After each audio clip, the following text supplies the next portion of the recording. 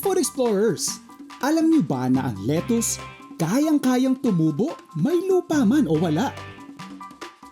Nagbabalik tayo sa Bukid Amara kung saan ipapakita sa atin ng kanilang agriculturists ang iba't ibang techniques sa pagtatanim ng lettuce. Para next time, you can grow it yourself. Ngayon, tuturuan ko kayo kung paano kami magtanim ng lettuce. Una po, lagay lang natin tong growing media sa seedling tray.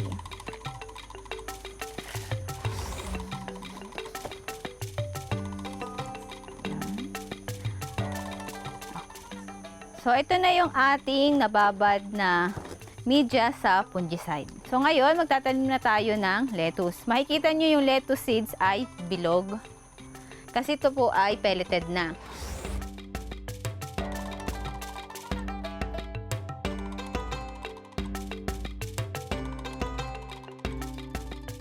So, lagyan lang natin ng label, yung variety at saka kung kailan siya tinanim. Itong table na to, meron na siyang tubig at saka fungicide po. Hintayin lang natin siyang mabasa hanggang ibabaw.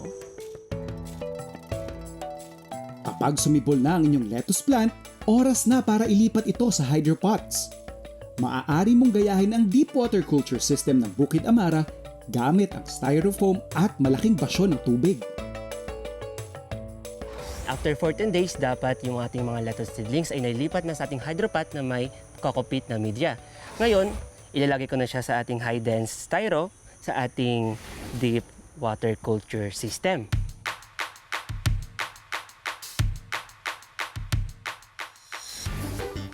Itong gamit namin ay high-dense styro. Unlike dun sa mga normal na styro, yung white, napapasukan kasi siya ng tubig, so mabilis lumutin. Ito hindi.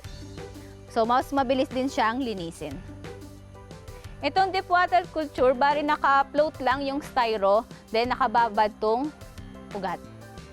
Ayon pa kay Dilay, mainam ang teknik na ito para sa lowland variety ng lettuce. Bukod dyan, may isa pang hydroponic system na ginagamit ang Bukid Amara para naman sa kanilang highland lettuce variety. Ito yung NFT o Nutrient Film Technique. Ito naman ay ginagabitan ng channel o yung gutter na tinatawag. So ito ideal para sa mga highland. Paalala lang rin ni Dilay at Bien, siguruhing natutubigan ng husto ang mga lettuce na nakatanim sa lupa dahil mabilis itong manuyo sa ilalim ng araw. Kaya naman sa Bukid Amara, ay ginagamit silang isang mekanismo pangontra sa mainit na panahon. In terms of sunlight, hindi natin maiiwasan ang mainit na temperatura kung saan mainit ang ating araw. Ngayon, gumagamit po kami ng silver shade net na kung saan pinapanatili po nito ang malamig na temperatura pero pumapasok pa rin po ang ating liwanag.